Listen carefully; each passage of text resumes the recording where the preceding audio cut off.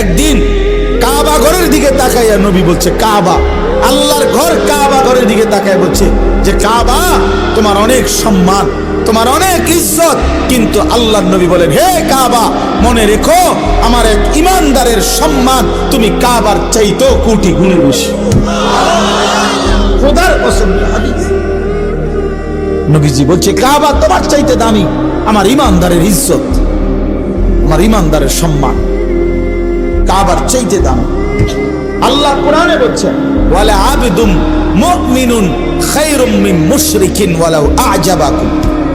আল্লাহ বলছে, মুশরিক, বেঈমান, কাফের যত বড়ই মনে হোক, 10টা পৃথিবীর মালিক হোক, একেবারে 7 সমুদ্র 13 নদীর মালিক হোক, পৃথিবীর সব সম্পত্তির মালিকও যদি হয়, মুশরিক, কাফের, বেঈমান, খোদার কসম আল্লাহ কোরআনে বলে তার চাইতে একজন ইমানদার গোলাম, কৃতদাস, সে খায়রুন, সে উত্তম উত্তম উত্তম। ওয়ালা আবিদুল মুমিন খায়রুম মিন মুশরিক।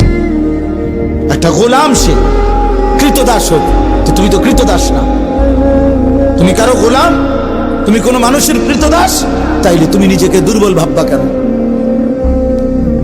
আল্লাহ তাআলা তো বলছে একটা কৃতদাসও যদি হয় কিন্তু ঈমান থাকে, সে পৃথিবীর সমস্ত বেঈমানের চাইতে দামি,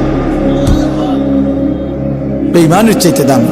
আল্লাহ কোরআনে বলছেন, ইন্নামাল মুশরিকুনা নাজাস, সমস্ত মুশরিক বেঈমান নাপাক, নাজাসুন, নাপাক।